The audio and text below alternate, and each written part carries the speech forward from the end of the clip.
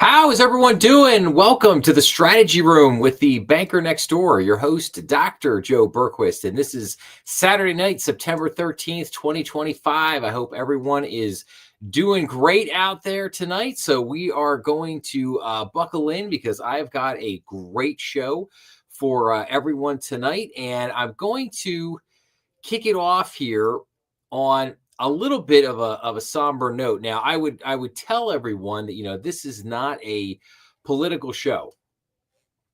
This is a banking, finance, economics, business news show. However, that being said, sometimes, every once in a while, there are monumental events that are so big they just cross over. They cross the whole spectrum, as it were. And we had one of these events this week with the assassination of Charlie Kirk, a political.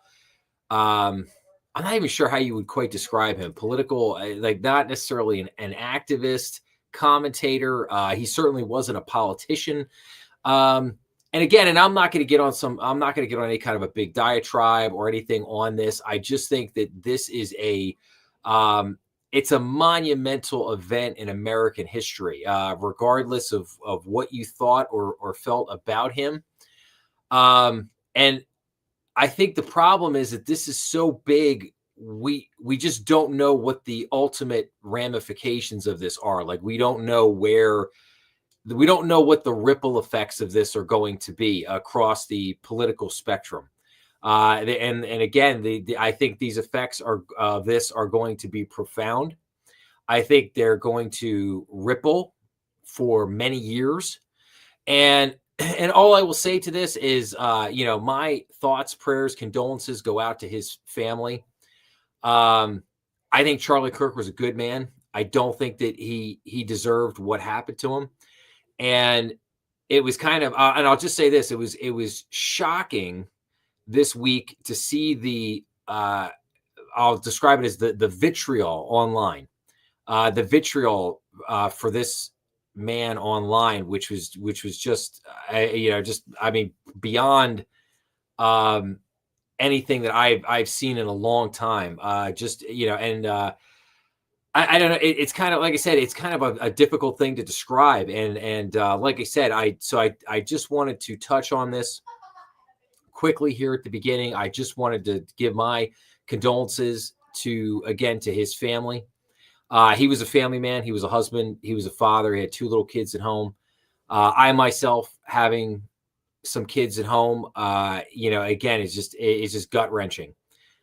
Thinking about, how do you explain what happened to him to little kids? I've tried really hard this week not to think about it, but it's kind of hard not to. But again, I just felt like I would be remiss for not mentioning this because, like I said, it's such a monumental event in American history. And at a certain point, in a certain way, it's ironic that the name of his organization was called Turning Point USA, because his death, no doubt, will be a massive turning point in American history. The question that none of us can really answer is what exactly is this? Like this, we know it's a turning point. We just don't know where it's going to take us at this particular moment. So like I said, we'll have to just wait to see how things continue to play out. But like I said, just wanted to mention it to start the program, offer my condolences to his family, and we'll have to see what happens there. But all right, I want to get into what we normally do here with get into the U.S. debt clock and just kind of get to do a check-in on where we were at. So we are still cruising at a little over $37 trillion in national debt. Notice, quite interestingly, for the first time in quite a while, our U.S. federal budget deficit has come down to 1.904 trillion, which is pretty interesting. We were sitting at a little over $2 trillion well over the last year. And now all of a sudden we see a drop down. which is fantastic. I love to see it. I hope that keeps going. And the Doge clock is now up to $632 billion, which is incredible. And the savings per taxpayer is now up to $5,629. However, our debt to GDP remains highly elevated at 123.86%. So again, still going to keep an eye on all these numbers as we go forward. But again, like I really wanted to point out to everybody that drop in the U.S. federal budget deficit. I mean, that is fantastic. That's the first time we've seen a drop in this number. And like I said, in what feels like forever. So again, a little bit, not much, but just a little bit of good news there. So good things coming there. So, all right, let's jump into, so let me do this. So what do I got for everybody tonight? We've got a whole bunch of Fed news. What's going on with the Fed? We're going to talk a little bit about interest rates. I have a ton of inflation numbers that came out this week. We're going to talk about some other economic indicators. I want to give a follow-up to the story I did last week about the Hyundai plant down in Georgia. So we're going to talk about that a little bit. I've got a bunch of new tariff news. I've just got some other, a whole bunch of other banking and business related news for everybody tonight. So we're gonna dive into it here. So the first thing I just wanted to basically say that this was a kind of a follow up on the article that I put out last week, which was Bessent calls for curb of Fed authority, accuses it of distorting the economy. So the Treasury Secretary called for an honest, independent, nonpartisan review of the Federal Reserve. So I covered last week the whole, not necessarily the whole article, but I went through the article that Scott Bessent had put out. He put they kind of did a cover of it in the Wall Street Journal, and then in this this economics journal, he put this whole kind of 16-page article out there. And so I don't want to rehash the whole thing from last week. But again, Scott Bessent making giant waves, and obviously a lot of other things happening this week, which took the spotlight, if you will, off of this, because this article put out by Scott Bessent last week was historic and monumental. The first time in decades, maybe 80 years, you actually had a U.S. Treasury Secretary calling out the Federal Reserve and basically calling for major changes at the Fed. That's why I said it was historic what he put out, because this is just not something that happens every day. This is something that happens, once a millennia. It was just earth shattering what he put out last week. It's hard to describe how big it was. Now, obviously, like I said, obviously a very large political events happening this week, which kind of took a lot of stuff off the front page. But, undoubtedly, had that not happened, this would have been the talk of the news media throughout the whole week. And I'm sure we will be coming back to this without a doubt.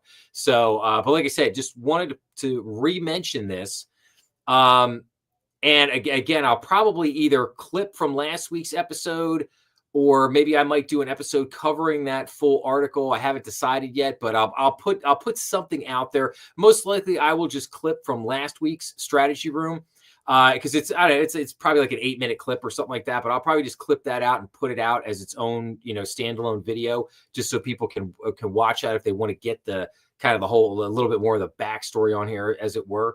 So, but let's go in here. So, Trump now has narrowed down his list for his pick for the next Fed governor. So the short list, now I said over the last couple of weeks, it was kind of like the two Kevins, and who else did you have there? Like Michelle, Mickey Bowman, Waller, a couple people in there in the mix. But then the list ballooned up to about 11 different people.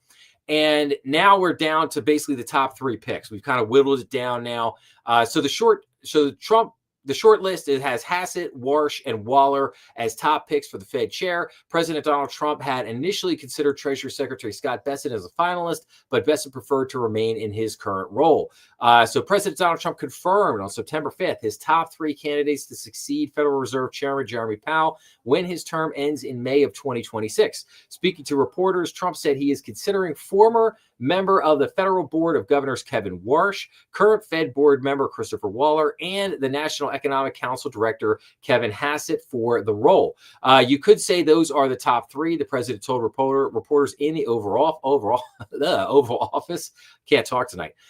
Trump said he had initially considered Treasury Secretary Scott Bessent as the fourth finalist, but that Bessent said he preferred to remain in the current role. I had him as a fourth. He said of Bessent, he told me I'm not leaving. Bessent, who is overseeing the search for Powell's successor, told reporters that he was not interested in the job. But as we, and again, not really much here, I mean, it just kind of goes on to say that, we're still thinking about it, whatever. Here's my take on this. Are any of these gentlemen bad picks? No, not necessarily. And I would probably say, Hassett probably has the best shot of these three to get the job. And obviously Hassett pictured here in the picture here. But here's what concerns me about Hassett. Again, I hate to point out the picture here. Look at the picture here. The problem here is that this is, what you need is, you don't necessarily need a great economist over at the Fed.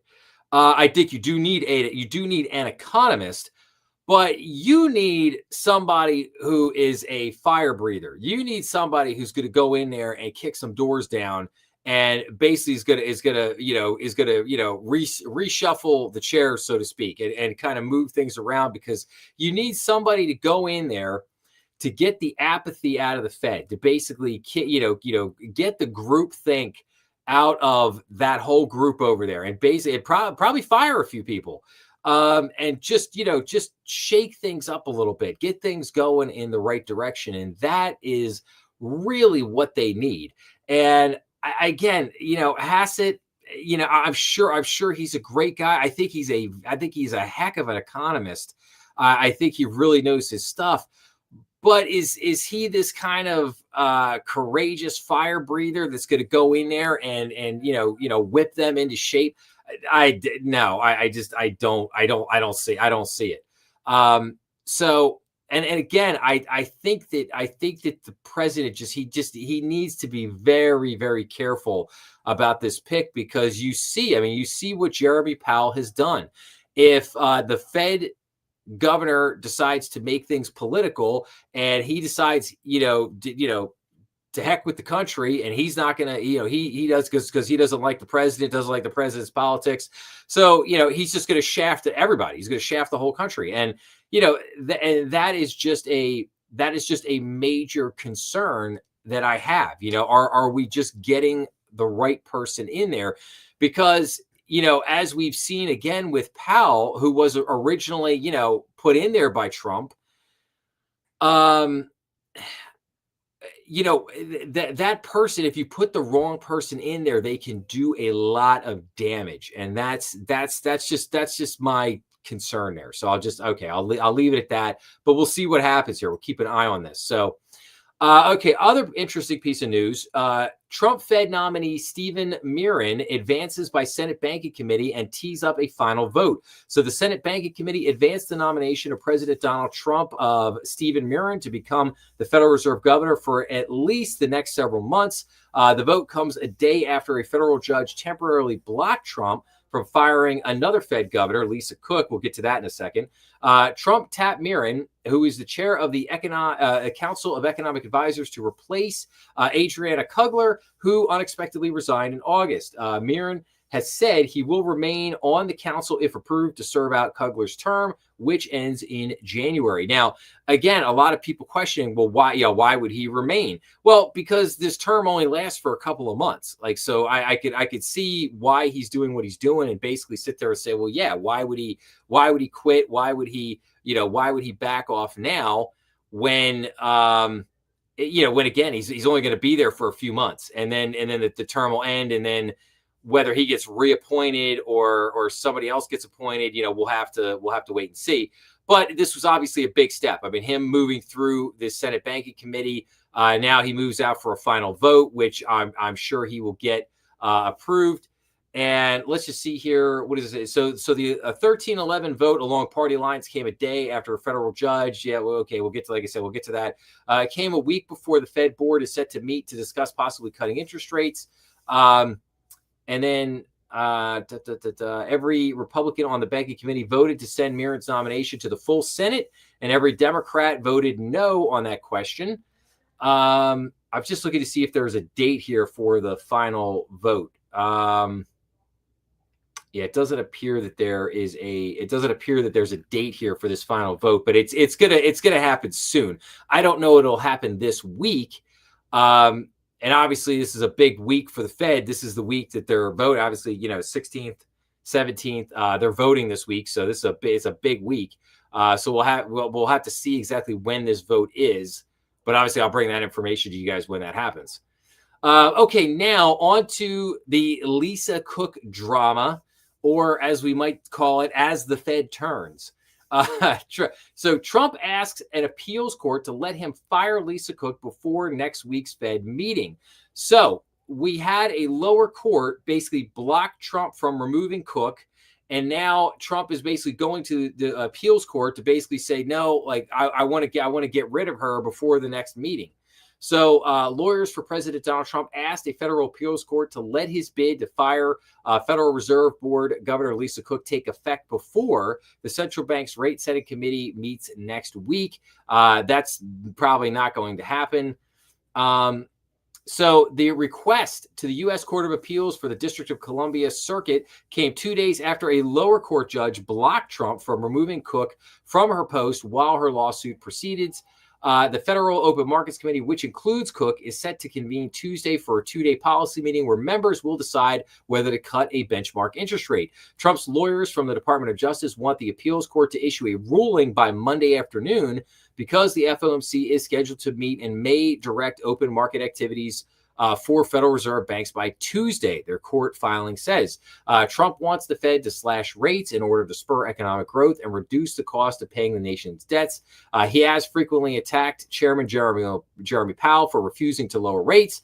Trump has backed off the threats against Powell, but he has followed through on moving to fire Cook, an appointee of former President Joe Biden, who has voted in lockstep with Powell. And again, what was ridiculous was this lower court's ruling that basically said that like no evidence had been presented to prove the case against Lisa Cook, which was an absolute joke. I mean, they have the mortgage applications. She undoubtedly committed fraud here, and I think just about everybody across the board has admitted that she has committed fraud here, and so just for the court to come back there and say that like, oh no, there wasn't, he didn't make a case of cause or presented enough evidence. I mean, it's just really, really kind of ridiculous at the end of the day. But again, it's just another of what seems to be like 1,000 things to say, like, okay, we'll keep an eye on it. I'll wait to see what happens here on Monday and Tuesday. And then obviously we'll be back next week to have, more information for you guys on that. Now, here was some interesting comments this week. So Wells Fargo CEO chimed in and basically says that Trump is entitled to be vocal about the Fed. So kind of interesting. So Wells Fargo CEO Charlie Scharf said he supports the Federal Reserve's independence and believes the central bank is still independent. Scharf added that he believes President Donald Trump is entitled to be vocal about his thoughts on interest rates. Trump has repeatedly attacked the Fed and called for it to lower its key benchmark rates this year.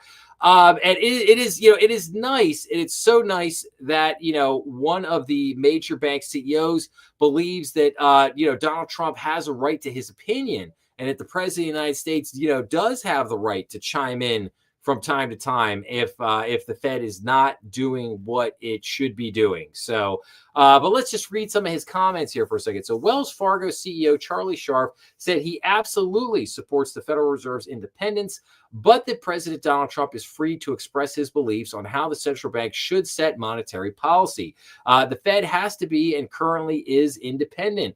Scharf said in an interview on CNBC's Squawk Box Wednesday, where he referenced the fact that the central bank's leaders serve distinct terms from elected politicians like the president. However, he added, there's a difference between Trump opining on interest rate and the president impacting the Fed's independence. I think the administration is entitled to be vocal about it, and I think the Fed should do what it believes it should do based upon the information that it sees, Sharp says. It's not new for politicians to give their thoughts on the Fed's rate decisions, Sharp said, but Trump happens to be very vocal about them. So again, I think it's just my 2 cents. I think it's long overdue that we had a discussion about this whole notion of the Fed's independence.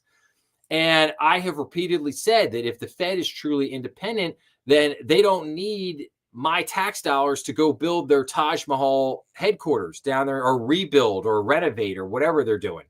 They don't need $2.5 billion of my taxpayer dollars to build themselves a gold-plated, Federal Reserve building down there. Okay, if they're so independent, they don't need that. They could pay for that themselves.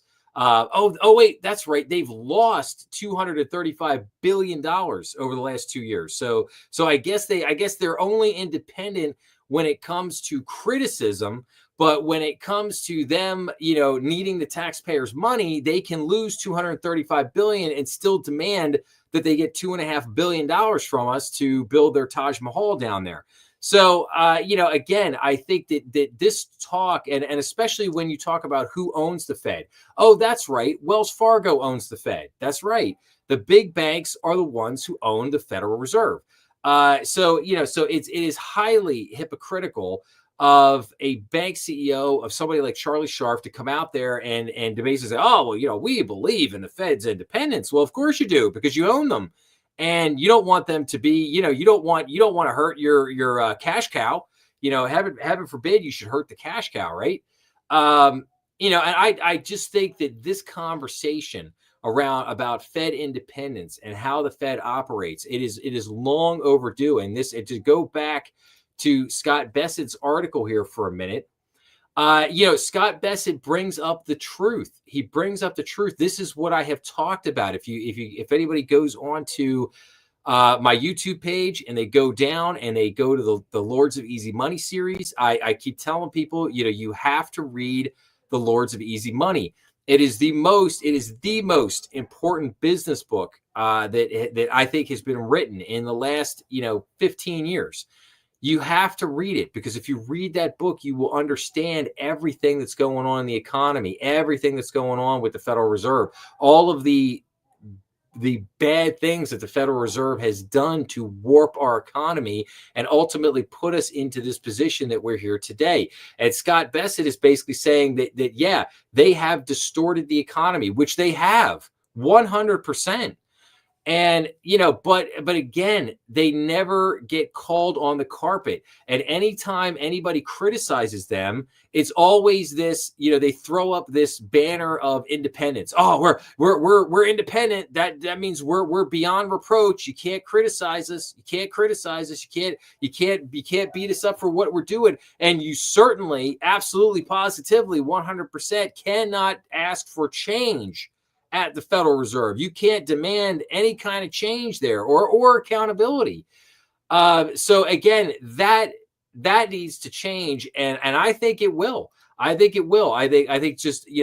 Jeremy Powell's shenanigans. If Jeremy Powell had honestly, if he had just cut rates a little bit, gave the president a couple quarter point rate cuts as he knew he should. If he had done that. And when they found this stuff on Lisa Cook's, if he would have just said, Lisa, hey, listen, I appreciate it, but this is a really bad look.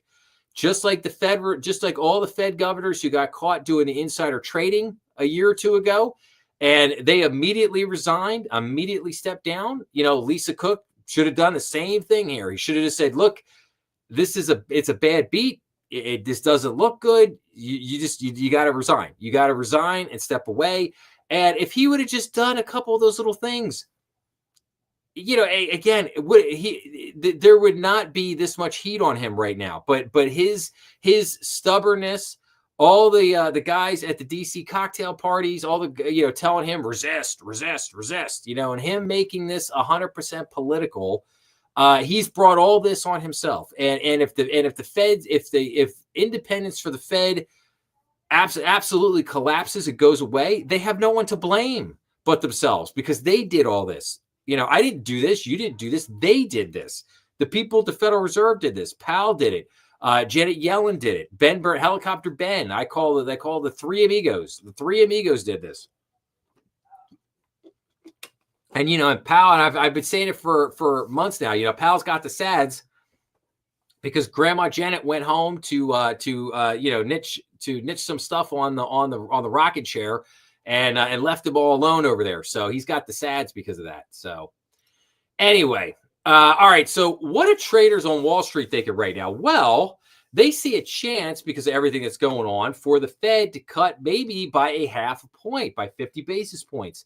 And the most likely scenario being priced in by markets, the Fed on September 17th will lower the overnight funds rate by 25 basis points or 0.25 percentage point. However, traders left open a remote chance that the central bank's FOMC still could enact a half-point reduction. Fed officials will get inflation data later this week, which we'll talk about in just a minute. So right now, again, traders are looking at, they've basically almost priced in 100% that we're going to get a 25 basis point rate cut. But they've left over the back door, maybe about a 10 to 15% chance that we could get a half point rate cut. But again, we will have to see. I think that here's my thought on that, and I'm going to say it like this because I'm going to show you guys something in a minute here that is just on the jobs, like the revision to the job numbers that came in were just mind blowing. My take on this is that basically the Fed cut a half percentage point. And I think there is a great argument to be made for that, because when you see the revision in the job numbers of almost 1 million jobs going away that never existed in the first place, and then when you add that to the revisions that we had before from last year, you've got almost 1.7, 1.8 million jobs that never existed. So that means that for almost the last 2 years of the Biden administration, all these jobs that they said were being created never existed. And it completely changes the whole view of the labor market. Now, all of a sudden, the labor market looks way weaker, and it points to the fact that Jeremy Powell should have been cutting throughout the year so far. He should have been making these cuts. Now, he hasn't. So, therefore, that makes the case that hey, based on all this stuff that we've seen and the lack of inflation, major inflation increases, we probably should have a 50 basis point cut. Are we going to get it? No, we're not going to get it. So, like I said, he will, and I'll say it this way: Jeremy Powell will begrudgingly give us that 25 basis point rate cut. He will, I guarantee you, he will come up there like the saddest sack of potatoes you've ever seen. He'll be moping. He'll be, oh, okay, fine. I'll give you guys your 25 basis point rate cut. Like, yeah, it's gonna be ridiculous. I guarantee it. Wait for that interview. I hope if you're sitting here watching this that you'll sit there and remember these comments and be like, man, Joe was right. He did get up there like a grumpy old sack of potatoes and begrudgingly give us that 25 basis point rate cut. Now, speaking of job revisions, holy mackerel, here we go. Job growth revised down by 911,000 jobs through March, signaling economy shakier footing than realized. So annual revisions to non-farm payroll data for the prior year to March 2025 showed a drop of 911,000 from the initial estimate. The numbers, which are adjusted from data in the quarterly consensus and reflect updated information on business openings and closings, add to evidence that the employment picture is weakening. Gee, you think? The labor market created far fewer jobs than previously thought, according to a Labor Department report Tuesday that added to concerns both about the health of the economy and the state of data collection. Annual revisions to non-farm payroll data for the prior year to March 2025 showed a drop of 911,000 from the initial estimates, according to a preliminary report from the Bureau of Labor Statistics. The total revision was on the high end of Wall Street expectations, which ranged from a low of around 600,000 to as many as 1 million.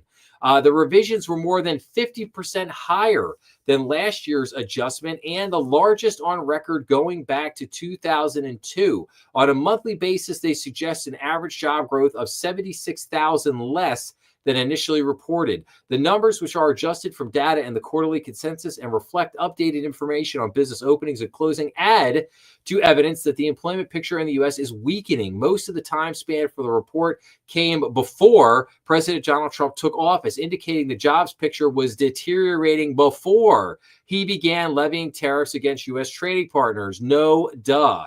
The BLS, it should just be called the BS, right, at this point.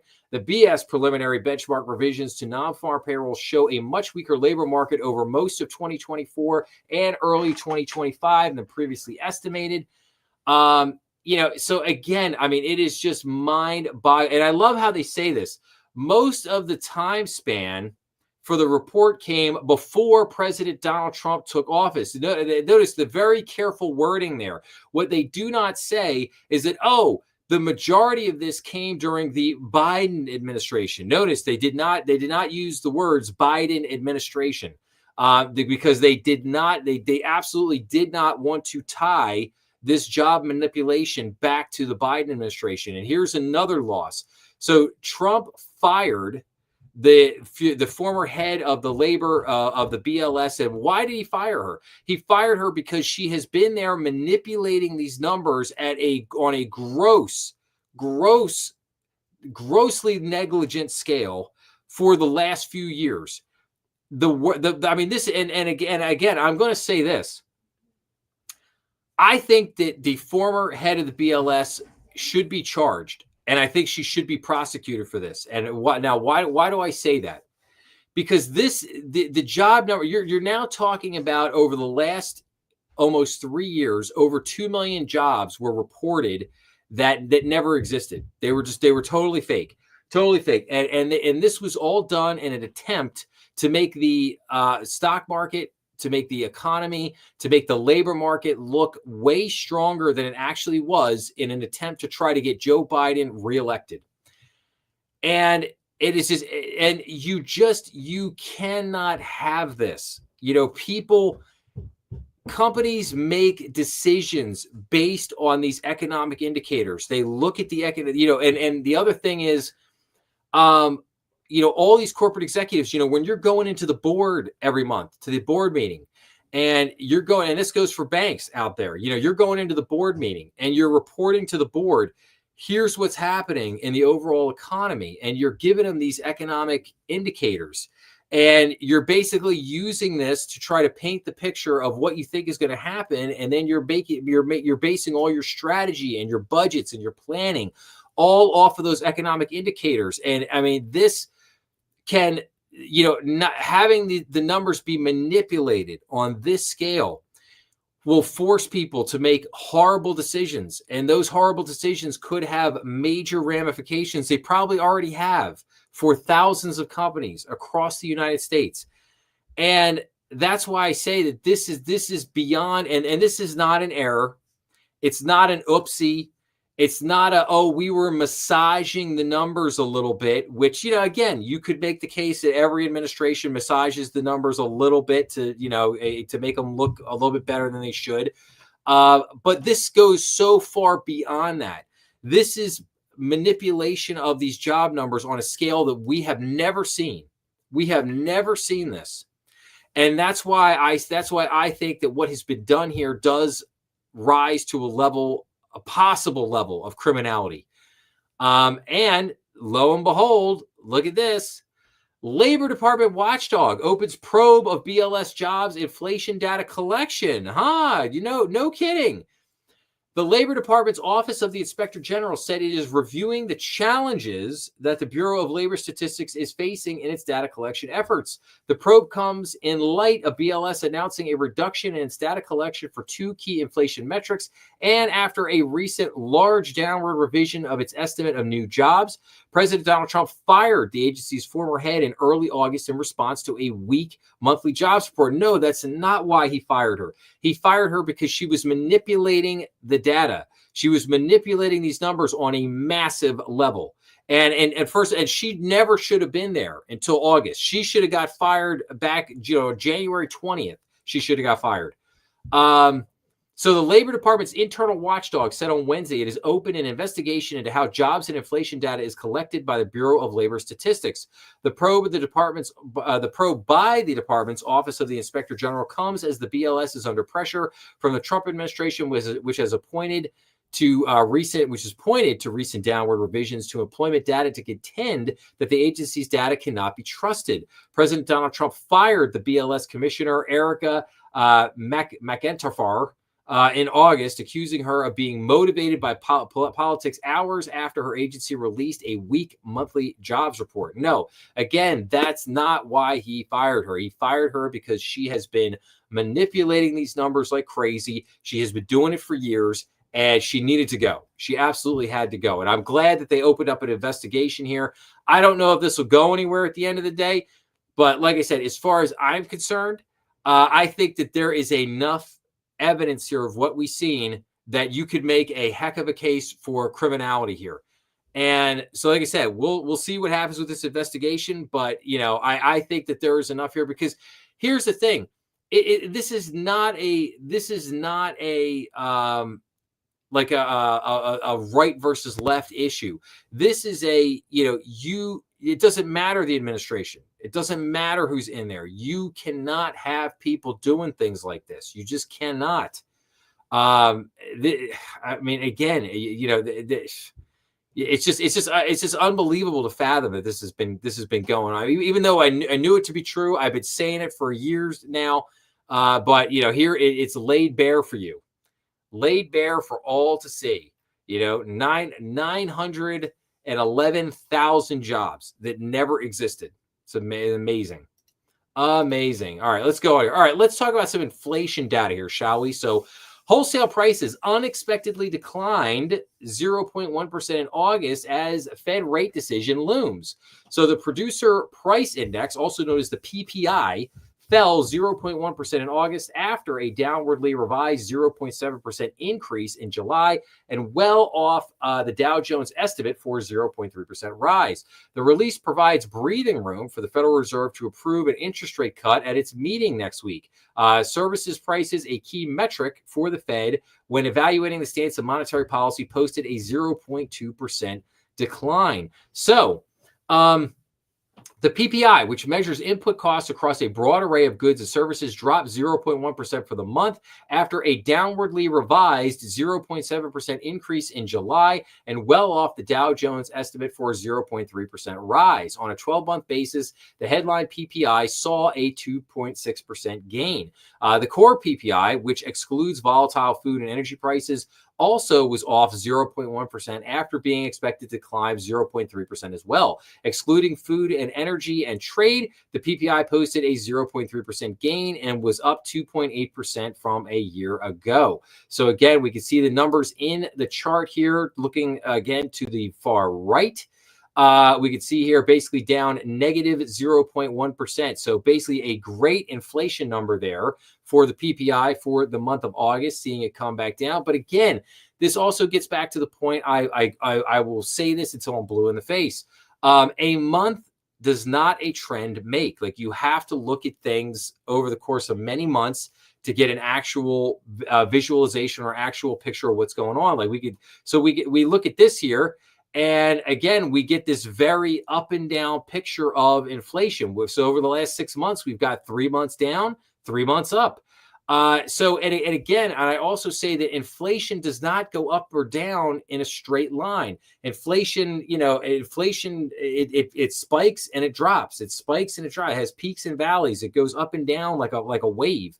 That's how inflation rolls. You could have 3-4 months where it's down, and then 3-4 months where it's up. But here's the bigger question. The bigger question is, does this show us inflation like spiking or inflation being out of control? No, it does. It absolutely does not.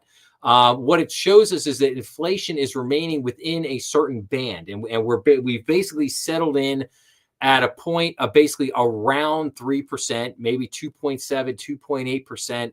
And that's where we're going to be, until you can get until you can get the government spending down. This inflation, unfortunately, is going to remain somewhat a little bit elevated. But does having an inflation rate around 3% mean that you shouldn't cut rates? No, it does not. So, all right, but let's continue on here. So 5 takeaways from the PPI inflation report with another key reading on tap. So what do we have here? So 1, for the third time this year, the PPI showed outright deflation in what is generally considered a measure of pipeline price pressures. Number 2, the tame reading will only feed market expectations of a Federal Reserve rate cut next week. Number 3, despite the tame inflation and near certainty of a rate cut, market reaction was muted. Number 4, Fed officials look not only at headline numbers, but also the underlying drivers. So, and then number 5, the CPI reading due on Thursday will get more attention, as it did. And we're going to look at that right now. So consumer prices rose at annual rate of 2.9% in August as weekly jobless claims jumped. So the CPI index posted a seasonally adjusted 0.4% increase for the month, the biggest gain since January, putting the annual inflation rate at 2.9%. The Labor Department reported a surprise increase in weekly unemployment compensation filings to a seasonally adjusted 263,000, the highest since October of 2021. The reports provide the final pieces of a complicated data puzzle that central banks will review at their 2-day policy meeting that concludes on September 17th. Actually, not that complicated of a puzzle. We saw massive revisions in the job numbers. We saw a weakening of the labor market. We saw the PPI drop, and we saw the CPI basically come in exactly where it's expected, and it stayed within the band just under 3%. So basically everything is teed up and everything is in place for a Federal Reserve rate reduction. So nothing complicated about that puzzle at all. But let's see here. The CPI index posted a seasonally adjusted 0.4% increase for the month, the biggest gain since January, putting the annual inflation rate at 2.9%, up 0.2 percentage points from the prior month and the highest reading since January. Economists surveyed by Dow Jones had been looking for respective finding readings of 0.3% and 2.9%. For the vital core reading that excludes food and energy, the August gain was 0.3%, putting the 12-month figure at 3.1%, both as forecasted. Fed officials consider core to be a better gauge of long-run trends. The central bank's inflation target is 2%. But what has happened? The Fed's spending and printing of money, as it were, is what drove all this up to begin with. Okay, when you double the size of your balance sheet, when you take your balance sheet from $4.5 trillion to $9 trillion, it has a tendency to spike inflation like such. And as they've been bringing their balance sheet back down, oh, look at that. The inflation rate has been coming down. And now, we have seen it tick up a little bit. But again, we have to get these rate cuts. We have to get rates down by my estimates, a point to a point and a half. So 100 to 150 basis points. That's where we need to be. That's where we need to get this to come down to. So, but I think everything is in place for a rate cut at this point. Like I said, I would imagine, I think the traders on Wall Street, myself, just sitting here thinking, we're almost 100% guaranteed we're going to get at least a 25 basis point rate cut. Is that going to make a huge difference in anything? No, not really. But it's a start. It's a start that will signal, okay, the Fed is going to start loosening again, and we're going to start start going in the right way. So Here's just another article here. Here's the inflation breakdown for August in one chart. So let's go down here. I just want to show everybody a few things here. Maybe I'll blow this up a little bit so everybody can hopefully see this a little bit better. So what were some of the things that were spiking here? So roasted coffee. Everybody might remember from a few months ago, eggs were the big thing. Eggs were up over 100%. Now, eggs continue to steadily decline, coming back down to 10.9%, but they are no longer the number one item. They've dropped down a few categories, and now roasted coffee is actually the number one thing at 21.7%. Uncooked beefsteaks are at 16.6%. And then we have apples at 9.6, candy and chewing gum at 8.1, bacon at 7.2, and then frozen uncarbonated juices at 7.1. Food away from home. So full service meals and snacks is at 4.6%. Limited service meals and snacks at 3.2%. And then at employee sites plus schools, 5.8%.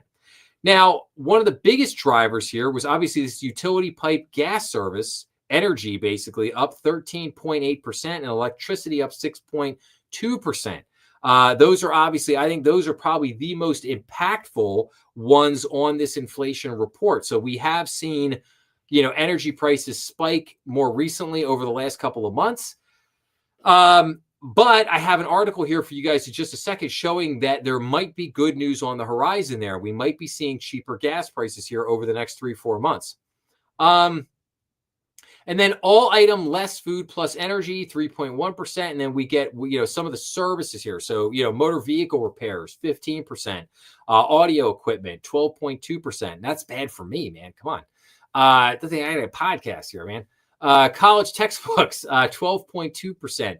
Furniture, 9.5%. Delivery services, 8.2%. Cigarettes, 7.7%. Jewelry, 6.9%. Garbage and trash collection, 6.5%.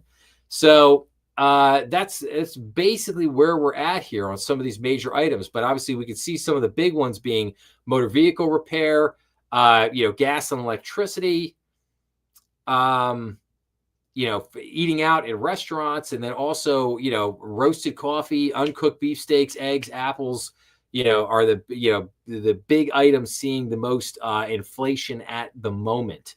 So hopefully that gives you a little bit more detail there. Now, speaking of gas here for a second, so Americans to pay less at the pump in the coming months, more for power in coming years. So Outlook projects gasoline to dip below $3 a gallon in 2026, while natural gas prices rise with LNG exports, constrained capacity, and spiking electricity demand.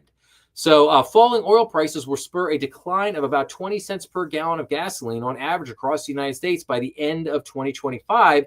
The U.S. Energy Information Administration is projecting in its September 9th short-term energy outlook. We expect the U.S. average retail price for regular grade gasoline will average around $3.10 per gallon this year, down 20 cents from last year. The administration said in its monthly analysis forecasting that retail gasoline prices will fall to an average of $2.90 per gallon in early 2026 across the nation. However, the report stated that the West Coast would be an exception, citing the loss of nearly 20% of the region's gasoline refining capacity after Phillips' 66 October 2024 decision to close its Wilmington refinery and Valerio's April announcement that it has shuttered the Benicia refinery. Otherwise, the administration states U.S. drivers' gasoline expenditures as a share of disposable personal income are likely to be the lowest since at least 2005, excluding pandemic-skewed 2020 to average less than 2% of disposable income. So again, great news. Hopefully that comes to pass. I feel bad for the people out in California because you have a moron for your governor there, and you have a bunch of people that are on their, crazy environmental kick, just shutting down all these refineries and driving up all your energy prices. But you get what you vote for at the end of the day. So, there's that. Okay, let's look at some other economic indicators here real quick. So U.S. weekly jobs claims climbed to the highest level since October of 2021. So there is a catch, though. Despite the slowdown in hirings, actual layoffs are historically low for where we are in the business cycle, says a chief economist. So while they are up a little bit, they still remain historically low, which again is a good thing. So the number of Americans newly filing applications for unemployment benefits climbed to the highest level in 4 years last week. New Department of Labor data released on September 11th show. For the week ending September 6th, initial jobless claims rose by 27,000 to 263,000, marking the highest level since October 2021 and surpassing the consensus estimate of 235,000. The 4-week moving average, which smooths out weekly noise, also increased to 240,500 from 230,750. The program for federal employees filing jobless claims rose by 12 to 527. Economists have been closely monitoring this data metric to assess the impact of the current administration's policies on federal payrolls. Recurring jobless claims, the number of out-of-work individuals currently receiving unemployment benefits, was unchanged at a smaller than expected 1.93 million. The elevated number represents the 16th consecutive week of continuing claims remaining at or above 1.9 million, signaling the challenges that unemployed Americans face in finding new employment opportunities. Still, the U.S. labor market remains at a standstill with trade uncertainty impacting the economy. Despite the slowdown in hiring, actual layoffs are historically low for where we are in the business cycle. So again, something to keep an eye on. Certainly, obviously, this is one of the main, economic indicators for the overall labor market when you're talking about weekly jobless claims. So we'll continue to monitor this. But again, what is the big takeaway here? What should we take away from this? Well, again, it's a continuing softening of the labor market. Does this mean things are catastrophic? Does it mean we're seeing a total collapse of the labor market? No, we're not. But do we have a much? Is there definitely a softening of the labor market? And are we going to start to see people who like lose their job? Is it going to take them a little bit longer to find a new job? I think yes. I would say probably so. Okay. And that's kind of a great segue here. So worker confidence in finding a new job hits record low in New York Fed survey. So the New York Fed's monthly survey of consumer expectations indicated a 44.9% probability of finding another job after losing their current one, the lowest in the survey's history. Expectations that the unemployment rate will be higher a year from now rose to 39.1%, up 1.7 percentage points from July. And then I'm going to show you another one here. Worker confidence in finding a new job drops to a 12-year low. The New York Fed data adds to signs of cooling in the job market. So Americans have grown less confident about being able to find a new job if they are in fact laid off, according to a New York Fed survey, adding to evidence that the once red-hot labor market is cooling. The Fed Bank's monthly survey of consumer expectations released on September 8th showed job-finding confidence falling sharply in August. Respondents expressed a 44.9% probability of finding another job after losing their current one, marking a 5.8 decline from the prior month and the lowest level since the New York Fed started tracking the measure in 2013. The decline was broad-based across age, education, and income groups, but it was most pronounced for those with at most a high school education, Fed analysts wrote. So again, weakening. What do we take away from this? A weakening of the labor market. People definitely signaling out there that, hey, if I lose my job, it's going to take me a little bit of time to find it. Now, again, I go back to the bigger question. Is this the end of the world? No. If it takes you an extra month to find a job, like, okay, that's not ideal, but you're still finding another job. Like it's not like people are like, oh, I'm out of work for 2 years and I just can't find anything. Like that's not what we're seeing. So, all right. Now, here's kind of interesting. So now that we've had some of this economic data, we talked about the interest rates or whatever, what are some of the financial CEOs? Like, what are their thoughts on this? So they're now starting to weigh in on the overall state of the economy. So amid economic uncertainty and a Bureau of Labor Statistics preliminary report revising down job numbers, CEOs weigh in this week with CNBC. So ranging from JP Morgan Chase CEO Jamie Dimon to PNC Financial Services CEO Bill Demchak, executives are starting to issue varying degrees of warning about a slowdown. I think the economy is weakening, Jamie Dimon told CNBC earlier this week. So some of America's top financial services executives are starting to issue warnings about the economy, saying they're seeing signs of softening or weakening. A slew of CEOs have been weighing in ahead of next week's Federal Reserve decision, and with the U.S. Bureau of Labor Statistics revising job numbers lower this week. In a Wednesday CNBC interview, Goldman Sachs CEO David Solomon said while the economy is still chugging along, the signals may be pointing in a different direction. There are a number of CEOs that are talking about a softening in the economy. There's no question, he said. We've seen some job data that indicates that there has been some softening. Again, we talked about the BLS, dropping 911,000 jobs.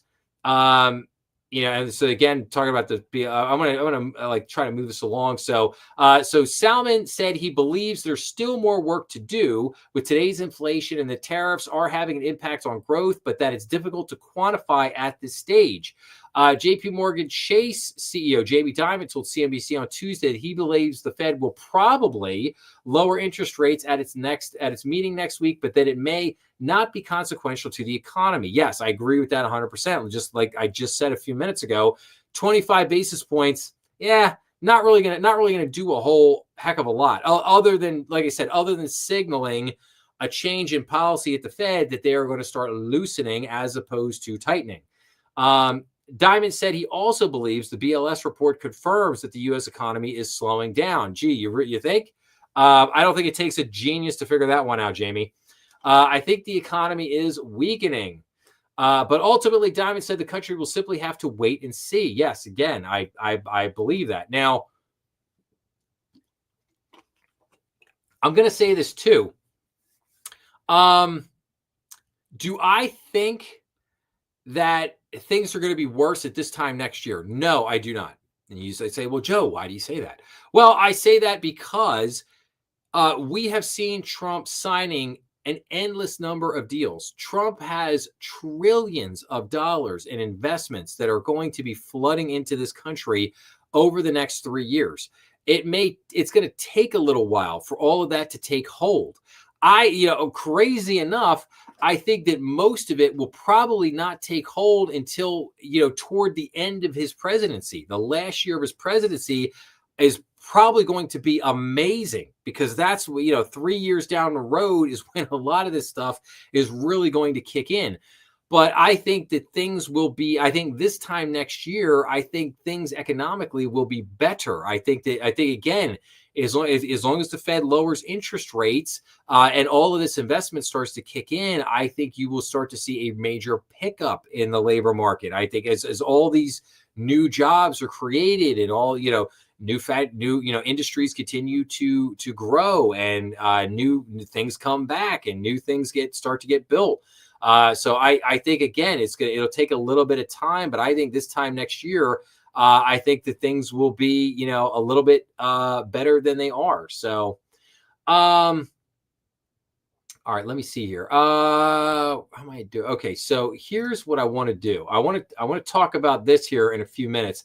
ICBA's principles for exiting conservatorship for Fannie Mae and Freddie Mac. We're gonna come back to that in a minute. First, I wanted to do a follow-up on this major story that I covered from last week, which was all the illegal immigrants that got hired at the Hyundai plant down in Georgia. So I just wanted to follow up to basically say, okay, what happened? So basically, ICE went down, raided this factory in Georgia last week, arrested 450 employees that were there. And then they said basically, it's this huge misunderstanding. We needed, basically, Hyundai tried to make the point that, they're just, unfortunately, American workers are just too stupid, and they don't have any skills. So we had to bring in all of our skilled people from over in South Korea to build this plant, because we just couldn't possibly find anybody in America to do the job. Now, okay, I will say that like that. Let's take that at face value for the moment, right? Let's take that at face value. Let's say that is true. They needed to bring over all these people with this expertise to build this state-of-the-art factory, because there just weren't they did not have the people here in America with the skill sets that they needed to be able to build this factory. Okay, all right. Well, let's take a check then out of the playbook of what American workers have been experiencing for the last 50 years. Okay. That is, you bring your 450 people over, and what they're going to do is they're going to spend 3 months training up American workers to take all those jobs, and then they're going to go back home. So they're going to train their replacements. Okay. This is kind of the same thing that's been happening to American workers for the last 50 years. Yeah, that's what should have been going on here. But was not. Let's say, let me just read this for a second. So hundreds of people who were detained at U.S. immigration by U.S. immigration authorities while working on construction of electric vehicle battery plant for Hyundai and LG Energy Solutions in Georgia are set to fly home to South Korea on a chartered plane out of Atlanta. South Korea President Lee Jae-myung, if I'm saying that right, has blasted their controversial detention. The ICE raid came on the heels of South Korea pledging to invest $500 billion in strategic U.S. industries. That pledge included a $26 billion commitment from Hyundai. And then President Trump responded to this, basically saying yeah, this was kind of a big misunderstanding. We're not going to arrest your people or put them in jail or anything. We're just going to send them back home. And it was kind of like, hey, we just need to work this out more next time. In other words, you need to go through the proper channels. Let us know that you're bringing these employees in. We want to bring them in, under the letter of the law. Make sure that there's no shenanigans or nothing going on there. And so I think both sides have basically chalked this up for the moment to just a big misunderstanding. I don't think it was a big misunderstanding, and I wondered after I saw this article how many other companies are doing this right now. And I think that's a legitimate question to ask. But anyway, so what ultimately happened? Well, on Thursday, this plane basically took all these individuals back home. They took them back to South Korea. So plane carrying Hyundai LG workers detained in immigration raid departs for South Korea. So basically a plane carrying the workers, nearly all of whom are South Korean nationals, departed from Atlanta on Thursday after a week of high stakes diplomatic brinkmanship. So yes, so they've all basically gone back home. And now here's, interestingly enough, U.S. to target more businesses after the Hyundai raid, top official says. So President Donald Trump's administration plans to target more businesses for immigration enforcement after a raid on a Hyundai facility in Georgia led to hundreds of arrests, a top White House official said on Sunday. Speaking on CNN State of the Union, White House border czar Tom Homan said the administration would intensify the focus on workplaces. We're going to do more worksite enforcement operations. Yes, I would say yes, because like I said, I started thinking this week after I saw that article, I started sitting there going, hey, how many other companies out there are doing this right now? How many other companies have just got potentially that tens of thousands of illegal immigrants working there, taking the jobs of what should be American workers. And again, all of these workers that were at this Hyundai plant down there in Georgia, they all got sent home. So my hope is that a whole bunch of U.S. citizens showed up with job applications there to this week to hopefully get put to work. That would be my hope.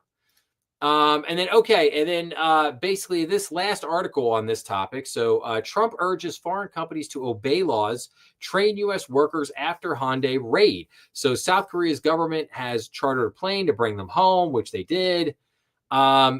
President Donald Trump on September 7th urged foreign companies to respect immigration laws and suggested that they train U.S. workers after a raid at Hyundai's Georgia plant led to the arrest of South Korean nationals accused of staying in the country illegally. About 475 workers, most of whom were South Korean nationals, were detained during the September 4th raid at a car battery plant. In a Truth Social post, Trump said that the raid was part of a broader immigration enforcement operation and implored foreign companies to respect the nation's regulations when it comes to hiring. Your investments are welcome, and we encourage you to legally bring your very smart people with great technical talent to build world-class products, and we will make it quickly and legally possible for you to do so, he said. What we ask in return is that you hire and train American workers. Yes. Bingo. Ding, ding, ding, ding, ding. Yes. In other words, it's fine to bring, if you've got employees that have certain expertise, that you want to bring them over because you just need them to do what they do, that's fine. But bring them over here legally, go through the proper channels, and then once they're here, have them here for 6 months, 9 months, whatever you need to train their replacements, not to have them here permanently, not to to shaft American workers out of jobs that should rightfully be going to them. I just think that's again, that's how this needs to play out. And I'm hoping what I'm ultimately hoping from with this story is that a lot of companies will see this and basically just say, oh man, we better get our act together and we better do things by the book and make sure that we're not shafting American citizens. Like that's what I'm hoping. That's what I'm hoping here, but we'll see. We'll see what happens there. Okay. All right, let's take a break for a few minutes. This is the part of the show where I like to go into a couple other things. I like to give you guys economic indicators for the week. I like to talk about the 5 episodes that I put out this week. And I also like to give you guys some banking news. So first up, let me give you guys, we'll do the economic indicators that are coming out this week. So what do we got on Monday, September 15th? We got New York Empire State Manufacturing Index. On Tuesday, September 16th, we have retail sales, industrial production, business inventories, Atlanta Fed GDP now, the 20-year Treasury bond auction. We got API weekly crude oil stock. On Wednesday, September 17th, we have building permits, we have housing starts, interest rate projection, the Federal Open Market Committee statement at 2 o'clock, Fed interest rate decision at 2 o'clock, and then the Federal Open Market Committee press conference at 2:30. On Thursday, September 18th, we have continuing jobless claims, initial jobless claims, Philadelphia Fed Manufacturing Index, U.S. Leading Index, and then finally on Friday, September 19th, we get the U.S. Baker Hughes total rig count. So a lot of economic data again coming out this week. Obviously, Wednesday is the big day. That's the day everybody's going to be paying attention to. Everybody's going to be looking at Wednesday going, what's the Fed going to do here? So, okay, and I just wanted to mention, because the Fed did put out their calendar for 2026 and potentially the tentative meetings for 27. So what are the remaining FOMC meetings that we have this year? So we got obviously September coming up this week. Then we go to October 28th to 29th, and then nothing in December, nothing in November. And then we go to December 9th and 10th. So we kind of get that meeting in between Thanksgiving and Christmas. And so basically we got 2 more meetings this year, and then 2026 we got January meeting, March, April, June, July, and then September, October, and December next year. So another another 8 meetings next year as well. So just to throw that out there for everybody. So okay. What do we want to do next year? All right. Let me talk about. I do have a little logo blog thing that I wanted to read you guys. Kind of plays in a little bit with Cracker Barrel and what Cracker Barrel was doing, but we'll get to that in a second. So I want to talk about the 5 episodes that I put out this week. Now, some of you may have noticed a couple changes this week. So like I said last week, kind of ended the year. So in August, I basically celebrated the 2-year anniversary of the podcast. It was the 1-year anniversary of the Strategy Room. I've been doing Strategy Room for just a year now, but the podcast itself has been around for 2 years.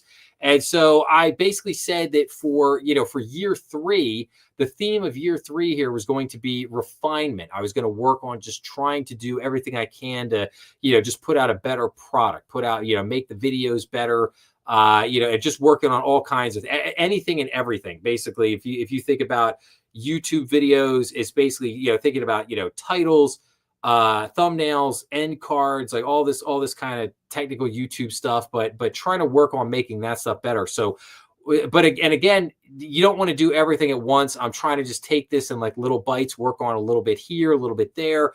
And so one of the things that I wanted to work on was basically the titles. So for the first couple of years, I basically was putting out, episode 456, and then I would put the title of the episode. So one of the things that I'm working on now is to basically take out that whole, episode, 467, putting the episode number in there. I'm basically taking that out and just putting in a regular title. So again, it's a little bit of a change. But I'm going to try to play around with this to see, how this looks and how this works, and see if this, see if this helps. And it might take YouTube little, it might mess with the algorithm a little bit, but like I said, we'll see what happens. So, but anyway, after that very long-winded explanation, so what were my 5 episodes this week? So on Monday, I put out S&P Global Best Deposit Banking Franchises for 2025. So this episode reviewed S&P Global Market Intelligence, their 2025 top banking deposit franchises. The ranking had 3 categories: banks with less than $3 billion in total assets, banks with total assets between $3 billion and $10 billion, and banks with $10 billion or more in total assets. So Titan Bank took first place for the best small community bank deposit franchise. Stride Bank took first place for best large community bank deposit franchise. And EB Acquisitions Company, which basically owns, I think it's Mechanics Bank, they took first place for best large bank deposit franchise. Then on Tuesday, I did review of Bank Director 2025 Ranking Banking Report. And that episode examined, as you could believe, the Bank Director's 2025 Ranking Banking Report. This report is an annual ranking of the 300 largest publicly traded banks. The report ranks the top 25 banks in the U.S. and then breaks down the best banks by total asset size. The categories include $50 billion and above, $5 billion up to $50 billion, and less than $5 billion. So West America Bank Corp took first place for the top 25 banks in the U.S. East West Bank Corp took first place for banks $50 billion and above. West America Bank took first place for banks between $5 billion and $50 billion. And Northeast Community Bank Corp took first place for banks less than $5 billion. So, but again, you can go to those episodes and you'll see the full report. Then on Wednesday, I did what to do about the debanking executive order. So this episode examined an article from Bank Director titled "The Debanking Executive Order is Here." Banks should prepare to respond to any potential federal scrutiny concerning relationships that were ended with clients that could be considered conservative leaning or involved in digital assets. The article breaks down the executive order, considers its legality, and offers 5 ways banks can prepare for any potential regulatory scrutiny. Then on Thursday, I did what are some regulatory challenges community banks are facing. So this episode examined an article from Independent Banker magazine that was titled 4 Regulatory Challenges Community Banks Face Today. The article considers regulatory challenges that community banks are currently dealing with. So the article names 4 primary challenges, which include 1, navigating an uncertain regulatory environment, 2, addressing supervisory focus on issue remediation, 3, establish financial resilience, and 4, monitor non-financial risks and internal controls. So again, I thought that was an interesting article, interesting piece just on, regulatory issues, what banks are facing right now.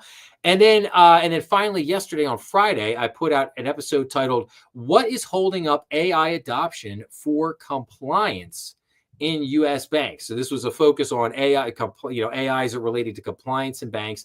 So this episode examines a blog post from PCBB titled "Regulatory Gaps Slow U.S. AI Compliance Adoption." So the blog post details how U.S. banks are falling behind their global peers in adopting AI for compliance purposes. Federal deregulation and a patchwork of state rules seem to be impeding progress. Also considered is overall AI adoption and how the adoption is high, but disruption is low. Furthermore, companies have invested a lot of money in AI and so far are getting zero return.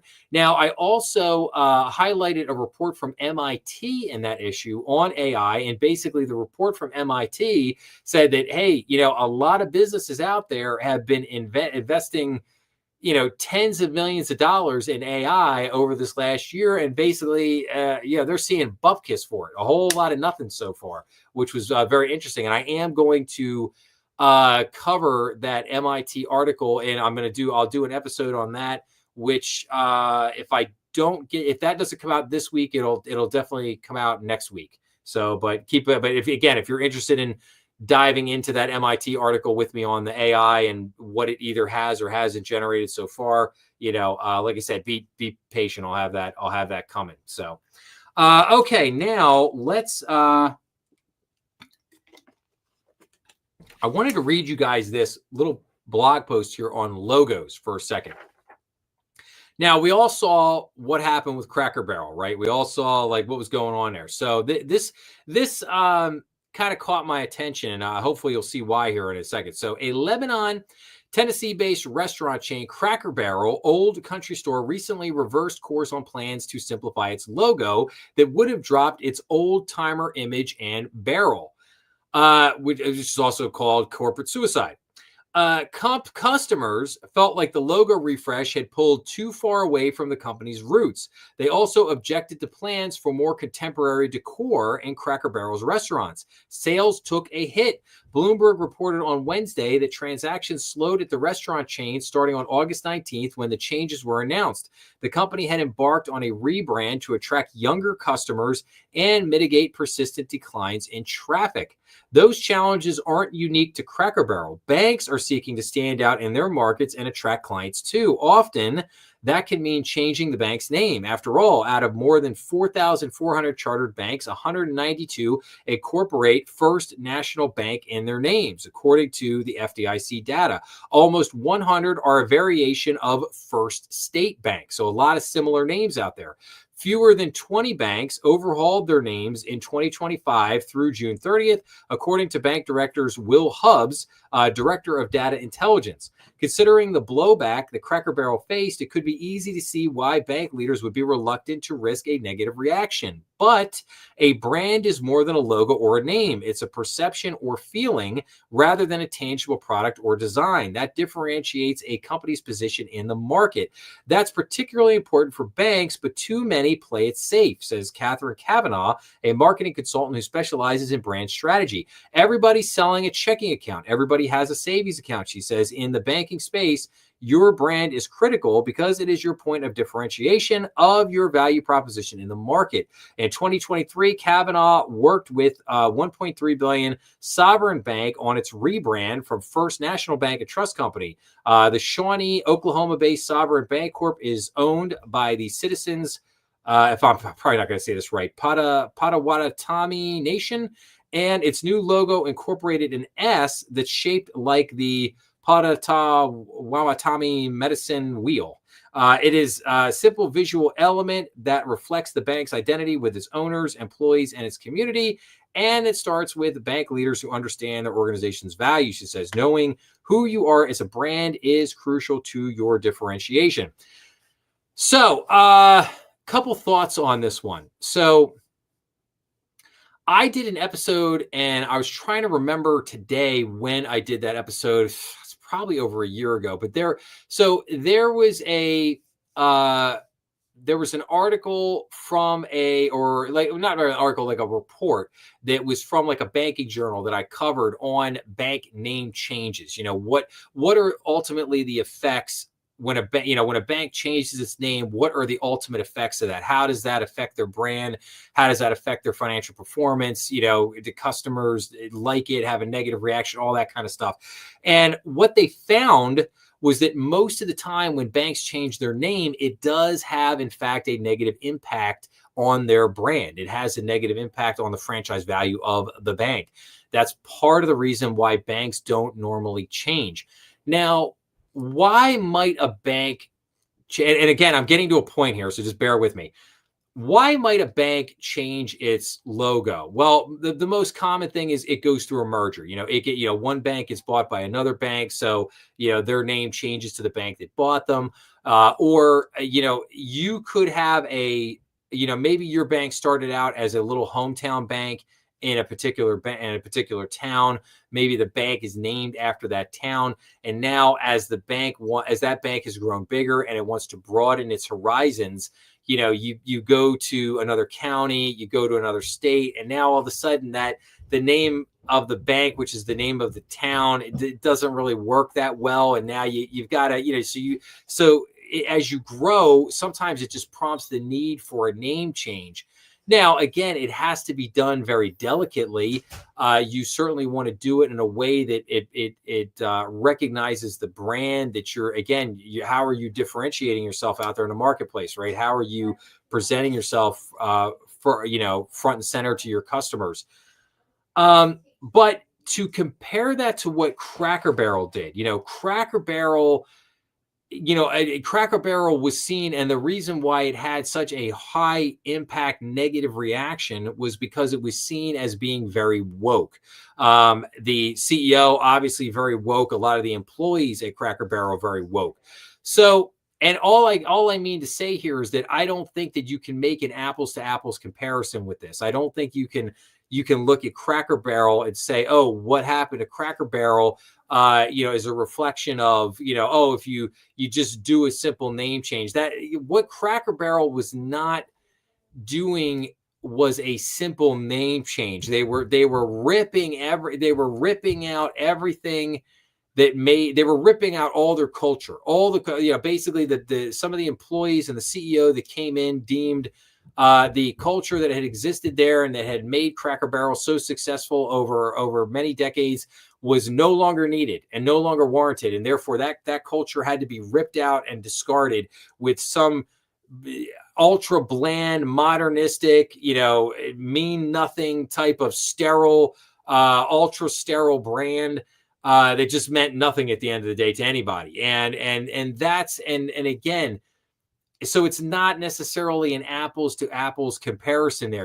Again, if you got a situation where you've got a couple banks merging, or you've got a bank that's just out, it's grown and now it's operating in a much larger area than it originally did, and you just need a name change to reflect the larger bank and serving a much larger customer base. I think those are just things that people naturally expect. Like, they're not like if your bank gets bought by another bank, people are just not going to expect you to just keep the old bank name there anymore. They're going to expect that the name's going to change. That's just what happens in a merger. So again, I don't think people have such negative reactions to that. So like I said, I saw this blog post and I just found it interesting, and I just wanted to point out this concept of a name change or a brand refresh, or how that can happen, and how it's just not, like I said, there was much more at play in the Cracker Barrel situation. There was it was much deeper on a political, what do you say, like pop culture, political zeitgeist, like all that stuff.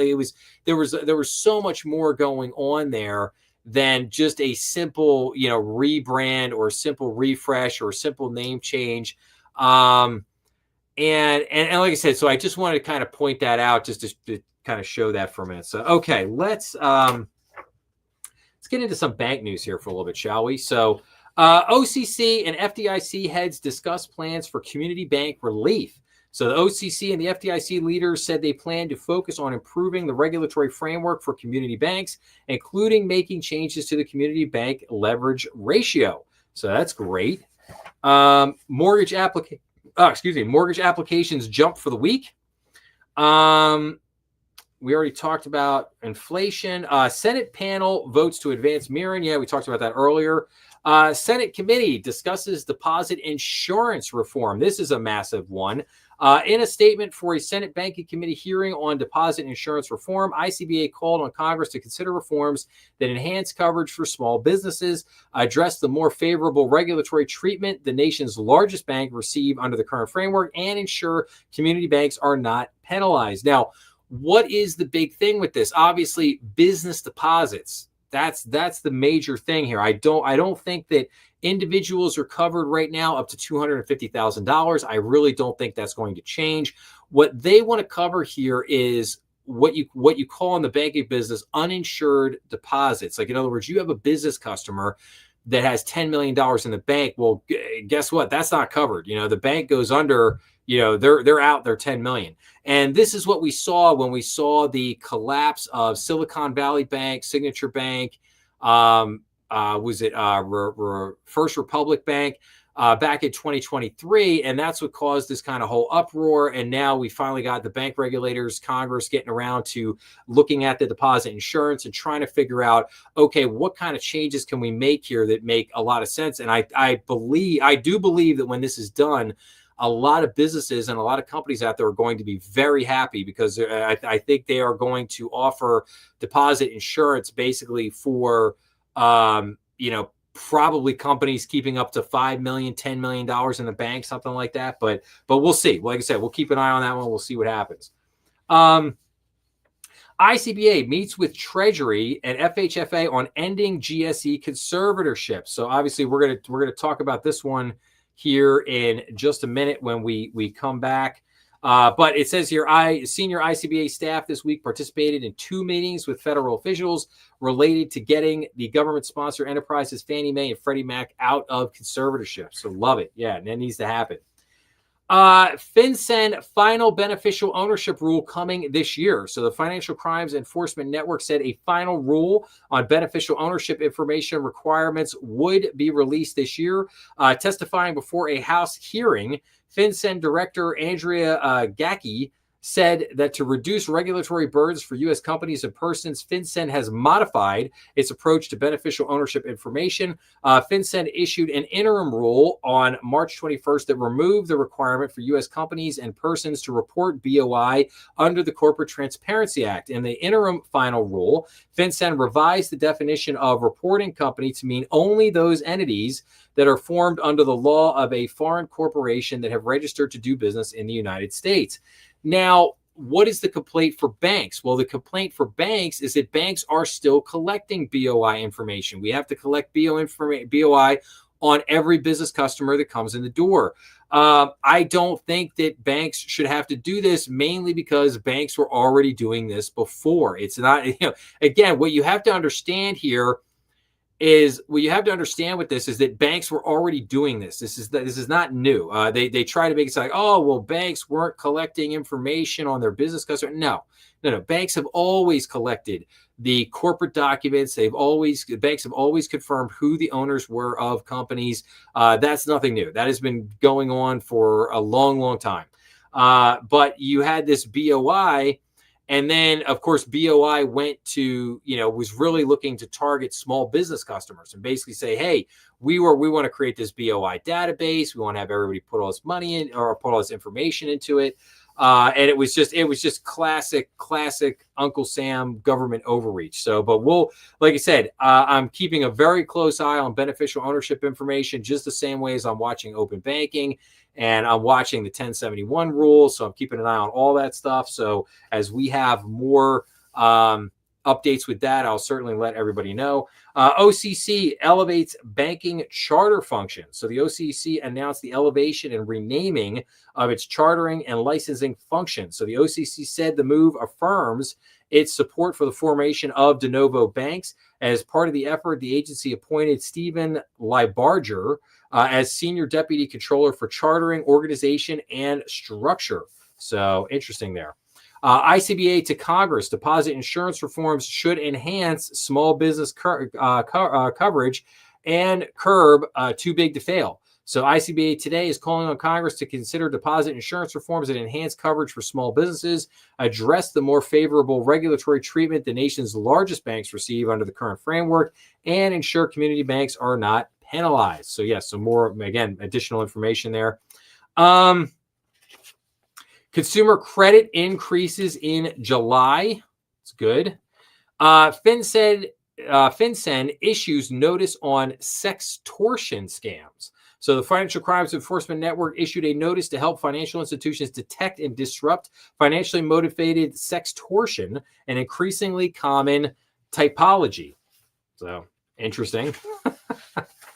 This isn't boring. This isn't boring. We have all kinds of crazy stuff in banking. Treasury sanctions networks targeting Americans with cyber scams. So the Treasury Department sanctioned a large network of scam centers around Southeast Asia that steal billions of dollars from Americans. So that's good. FinCEN should fix the BSA threshold and BOI collection. So ICBA said community bankers strongly support the role of the Financial Crimes Enforcement Network while recommending updates to beneficial ownership information collection and Bank Secrecy Act thresholds. OCC clarifies policy on politicized or unlawful debanking. So the OCC issued 2 bulletins clarifying its policy on politicized or unlawful debanking in accordance with last month's executive order on ensuring fair banking for all Americans. In a bulletin to banks, the licensing filings, and in assessing bank performance under the Community Reinvestment Act, the OCC said it considers a bank's record as well as policies and procedures on avoiding politicized or unlawful debanking when the agency evaluates for licensing activities or determine a bank's CRA rating. So there you go on that. FinCEN issues guidance on cross-border information sharing. So the Financial Crimes Enforcement Network issued guidance to encourage and promote appropriate voluntary cross-border sharing of information between and among financial institutions, including appropriate foreign financial institutions. So, okay. And then ICBA supported bill restricting mortgage trigger leads signed into law. This was a big one. So President Donald Trump signed into law the Bipartisan Home Buyers Privacy Protection Act. Again, this law went through. Basically, these trigger leads result in a deluge of solicitations for prospective home buyers, leading to hassles and confusion for consumers. So hopefully this will get stopped henceforth moving forward. So hopefully that is some good news out there for everyone. So, okay, let me bring us back in here for a second, and I want to focus on this for a minute. So ICBA, they released what they're calling their principles for exiting conservatorship. So while meeting with federal officials this week to discuss the government-sponsored enterprises, ICBA unveiled its principles for exiting conservatorship. Senior ICBA staff participated in meetings with GSE representatives, Treasury officials, industry participants, and the Federal Housing Finance Agency Director Bill Pulte related to getting Fannie Mae and Freddie Mac out of conservatorship. So President Donald Trump said in May he was working to take Fannie Mae and Freddie Mac out of conservatorship while maintaining an implicit government guarantee on their obligations and securities. So yes, so all right, so let's read through this and see. There's like 2 pages here of bullet points. I just want to go through this and see what they say here. So while ICBA believes substantial GSE reforms have already been accomplished through HERA and FHFA administrative actions, ICBA does not support perpetual conservatorship or complete government ownership and control of the GSEs. We ask Treasury and FHFA to adhere to the principles outlined below. So ICBA urges FHFA Treasury to begin the process to end the conservatorships in an orderly and transparent manner, avoiding any disruption of the mortgage marketplace. ICBA does not support merging the GSEs into one entity. We believe this action would be overly disruptive and would not foster competition in the secondary market and would stifle innovation. The GSE should continue to offer mortgage products such as cash-out refinances, investment properties, and second home loans that enable the cross-subsidization of lending within all markets and communities, benefiting all borrowers. Yes, okay, I'm on board. So far, so good. FHFA must transition into a strong independent regulator by providing robust oversight and supervision, capital requirements, and prudential standards that ensure safety and soundness of the GSEs and their ability to fulfill their mission as a liquidity provider for the housing market. Future regulation must allow the GSEs to innovate, compete within the framework of their charters, and not be subject to political interference from any administration. Yes, looking good. FHFA should allow the GSEs to utilize their retained portfolios within limited, established, and supervised by FHFA to assist in securitization of new products and management of performance of the UMBS. The GSEs and FHFA must ensure full and equal access for all lenders, regardless of size, including a prohibition on volume discounts with respect to guarantee fees, buy-up and buy-down fees, cash pricing, loan level price adjustments, and risk share pricing. The GSEs must maintain the cash window, which allows the lender to sell one loan at a time and retain the servicing on that loan. The GSEs must serve all markets, including underserved rural and urban areas, equally and in all economic conditions. The GSEs must continue the credit risk transfer program to reduce their overall risk while also being mindful of the economic benefits and including prohibitions on market structures/actions that create an unlevel playing field for loan origination. The GSEs should pay a reasonable ongoing fee for maintenance of the existing Treasury line of credit or any federal backstop. However, we do not support any explicit sovereign GNMA-like guarantee on GSE debt or MBS. The rights of the existing GSE shareholders must be restored. And finally, ICBA supports moving forward with administrative recapitalization plans per the ERCF to permit the GSEs to exit conservatorship into a utility-type system, including regulated rates of return and guardrails that allows investors a fair return while furthering the GSE's public mission. So yes, I think that's a fantastic list. And I wholeheartedly agree with every one of these bullet points. I think this is fantastic. Now, I will tell everybody that I did a couple episodes on this whole topic. I did a couple episodes on the GSEs, Fannie Mae and Freddie Mac. And I explained the whole background here, like how they got into the conservatorship, my thoughts and feelings on it. I won't bore everyone with this because I got a lot of other stuff to get to here still. But I would just say this. I mean, my whole takeaway on this whole thing is that, they have been in this conservatorship for the last 16, 17 years. And it's all because they make a lot of money. And Congress is basically use them as their private little piggy bank for all the little projects for years and years and years. Why? Because they could just take that money and use it for whatever they want. They don't have to go back to the taxpayers. They don't have to get permission to use it. They can just take that money and use it any which way they want. That's why I said it's like their piggy bank. So they don't want to let it go. They absolutely do not want to let it go. And I will tell you that when this is going to become very real here very shortly, and when it does, do not be surprised to see a whole bunch of people in Congress push back because they don't want to lose their piggy bank. That's all people need to keep. That's all you need to know. That's all you need to know on the topic is that they're in conservatorship. They shouldn't be. They should be brought back out to market. Should be private enterprises again. And but like I said, Congress doesn't want them to take away their piggy bank. So okay. I'm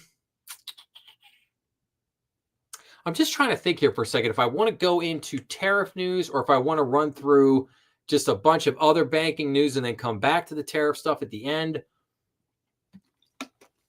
I think I'm just going to quickly run through a couple of these other banking articles that I got here because I can run through a lot of these things kind of quickly, and then we'll come back to the tariff news. So Robinhood. So we'll start with this. Robinhood, a broker built for social media age to launch its own social network. So Robinhood Social will allow users to post their trades and track those of public figures. So Robinhood is launching a social media network within its existing app for users to post trades and follow other investors. So Robinhood, a popular brokerage with the crowd of individual traders who congregate online to talk about stocks, is now launching its own social media network. Robinhood is adding a social platform to its mobile app that will allow users to post their trades, follow other investors, and track the market moves of public figures like Meta Platforms chief executive Mark Zuckerberg and former U.S. House Speaker Nancy Pelosi. Now, that could actually be kind of entertaining. That could be very entertaining. Robinhood Social features a feed of short posts similar to platforms like X or Reddit.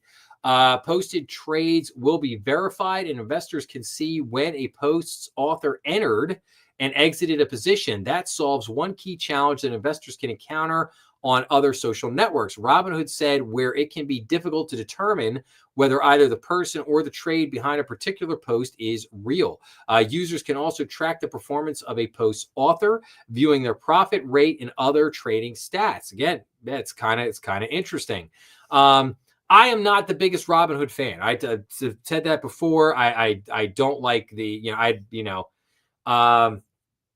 don't like Vlad. I'm not a fan. I think these guys are shady. I think they've shafted their customers repeatedly over the years.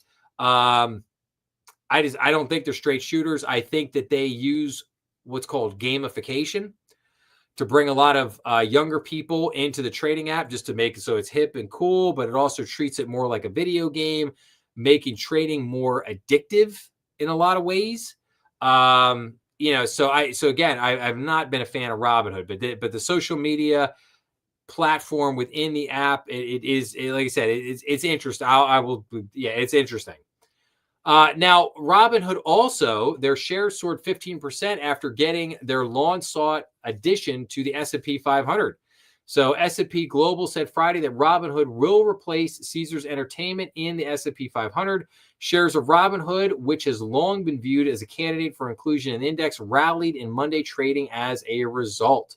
So Robinhood shares surged after S&P Global said it would add the online brokerage to the S&P 500, ending months of speculation about its inclusion.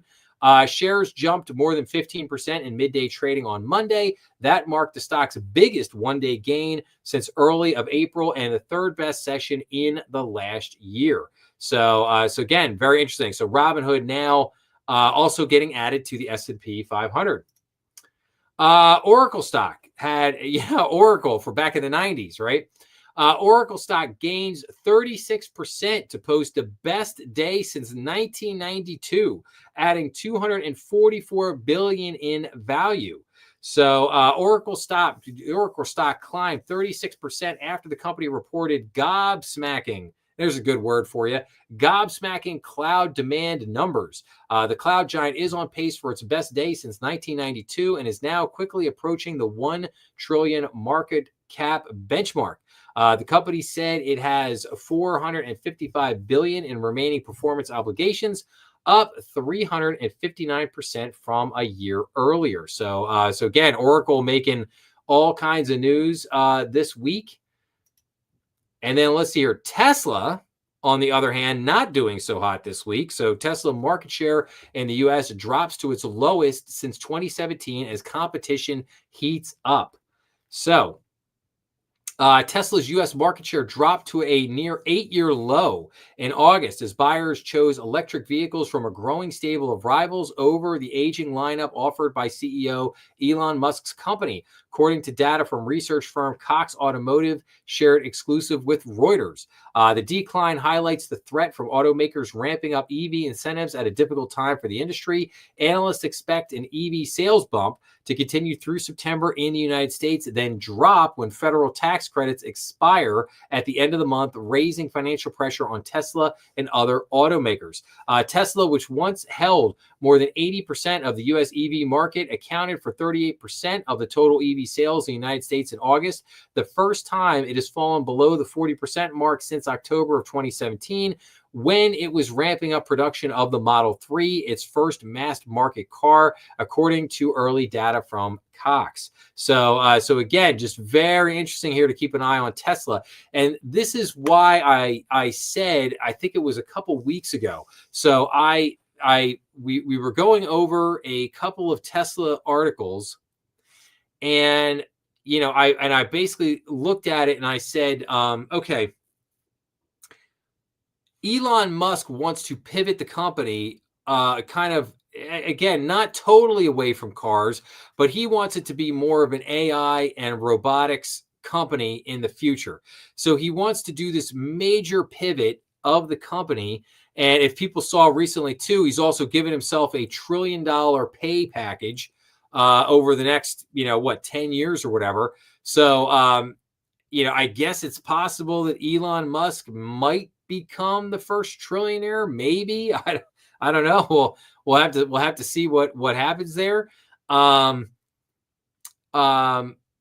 it's just interesting. And I just asked the question, can he pull this off?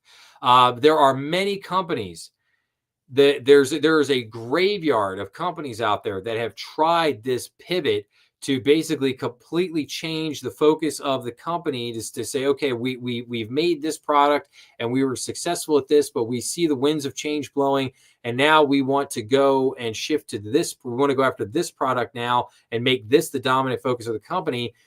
And, a couple companies have succeeded at it. I would say 20 times as many have failed. And it is a very difficult thing to do. And if anybody can do it, I think Elon can do it. But, time will tell. So now let's look at the IPO front for a minute. I got 3 articles here on IPO companies that came out this week. So fintech firm LendBuzz filed for IPO. So LendBuzz, an auto finance fintech company, filed an IPO prospectus on Friday. The Boston-based company is targeting a valuation of around $1.5 billion, according to a person familiar with the matter. LendBuzz is aiming to go public amid a wave of fellow fintech companies. So interesting. Next one up, China's Unitree heats up humanoid robot race as IPO valuation reportedly hits $7 billion. So Unitree Robotics is planning an initial public offering that could value the company at up to 50 billion won, $7 billion US dollars. This fresh valuation would mark a sharp jump from its latest fundraising round reported in June. Unitree earlier revealed that it was expected to submit the application documents in the fourth quarter of 2025. And this is Unitree robot right here. So this is the kind of robots you might have seen clips of this on social media, the little robots boxing each other. I think they also had some of the robots like playing soccer and stuff like that. There was I saw a funny video where some guy was like riding a little like a little bike thing. And the robot basically ran up to him, like scared the crap out of him. And he went running off. And it was kind of funny. But this is the robot they build. I guess one of the robots they build. And so we'll see what happens there with that. So, and then Klarna, which is a buy now, pay later firm. So Klarna stock jumped 15% in its NYSE debut after pricing the IPO above the range. So Klarna opened at $52 after pricing its IPO above the company's expected range. The IPO marks the latest in a growing list of high-profile tech listings this year, including Circle and Figma. Klarna competes in the buy now, pay later market with Affirm and Block's Afterpay business. So again, Klarna doing well coming out the gates. So, okay, interesting article here. Renewed bid to end quarterly earnings reports.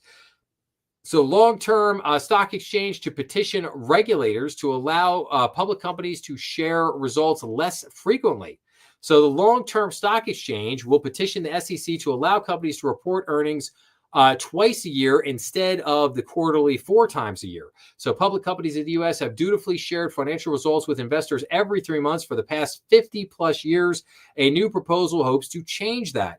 The long-term stock exchange plans to petition the Securities and Exchange Commission to eliminate the quarterly earnings report requirement and instead give companies the option to share results twice a year, the group told the Wall Street Journal. It says the idea would save companies millions of dollars and allow executives to focus on long-term goals instead of worrying about hitting quarterly targets or prepping for earnings calls. We hear a lot about how it's overly burdensome to be a public company.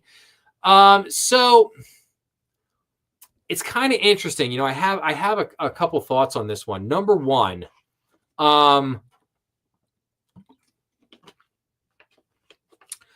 financial news media is not going to like this. CNBC, Bloomberg, Fox Business, these guys have built a whole brand around earnings season, and it's like guaranteed, like it's guaranteed ratings for them. It's like every 3 months earnings season is going to hit. It gives them a chance to talk about and speculate on all the earnings of all the companies. It allows them to do Meta's going to report, Salesforce is they're going to report after close. You better stick around and watch. So I just do not think the business news media is, I do not think they're going to go for this. I don't think they're going to be happy about this. And even though, they're the media, they're not like an actual publicly traded company per se. They still have a lot of sway, And I just don't think that they're not, going to like this. Now, do I think this is a good idea? Yes. yes, I actually do think it's a good idea. I think going to every 6 months, basically, as opposed to every 4 months, it's not necessarily a bad idea. Is 3 months here or there going to make a big impact in determining the financial results or the way that you trade a company? I don't think so. I really don't. As long as you're still getting those numbers every 6 months, um, I think it's fine, and it undoubtedly would save companies a lot of money. So it's kind of like, why not? So again, very interesting proposal. We'll keep an eye on it. We'll see if anything comes to this. Treasury-led watchdog scraps climate advisory panel. So the Financial Stability Oversight Council was ending the Biden era of advisory group, signaling a pivot from climate oversight to growth and systemic risk. So yes, love that. Good news. See you later. So, okay, a colossal train wreck, not a little train wreck, a colossal train wreck. U.S. energy chief slams the odds of net zero by 2050 rather. So net zero refers to the goal of achieving a state of balance between the carbon emitted into the atmosphere and the carbon removed from it. U.S. Energy Secretary Chris Wright's sharp criticism of net zero come as he and Interior Secretary Doug Burgum prepare to travel to Milan, Italy for the Gas Tech Energy Conference. More than 140 countries, including the US, India, and the European Union, have adopted plans to reach net zero. So U.S. Energy Secretary Chris Wright has lambasted plans to reach net zero emissions by 2050, calling the climate target a colossal train wreck that countries will most likely fail to achieve. His comments, which were first published as part of an interview with the Financial Times on Monday, comes as Wright and Interior Secretary Doug Burgum prepare to travel to Milan, Italy for the Gas Tech Energy Conference. Net Zero 2050 is just a colossal train wreck. It's just a monstrous human impoverishment program. And of course, there is no way it is going to happen, Wright said in remarks shared by the U.S. Department of Energy on social media X. And again, I don't disagree with this. I totally agree with this. I have felt that the climate scam was just as, it was a scam to hit us all with more taxes. That's all it was at the end of the day. It was a scam to hit us all with more taxes. Again, I always say that everybody wants a good environment. There's nobody who wants a bad environment. Everybody wants a good environment. Everybody would like to see technological improvements that allow us to, clean up a lot of stuff. If a lot of stuff is dirty or it can be done better, everybody wants that. There's nobody that doesn't want that. But that is not what this whole environmental climate, like, oh, the world's going to end every 5 minutes. Like, that is just nonsense. It's always been nonsense. And I don't espouse to it. And I'm glad that they see this for what it is, a train wreck. So, okay. FINRA charges former Synapse execs. So former Synapse brokerage CEO Jeffrey Stanley allegedly failed to reasonably supervise his company's cash management program. Former compliance chief Mark Paverman is also accused of lying to FINRA. So I've covered the whole Synapse story, and obviously they lost anywhere from $80 to $100 million worth of customer money, and it turned into a huge catastrophe. And now, finally, the execs from Synapse are getting charged.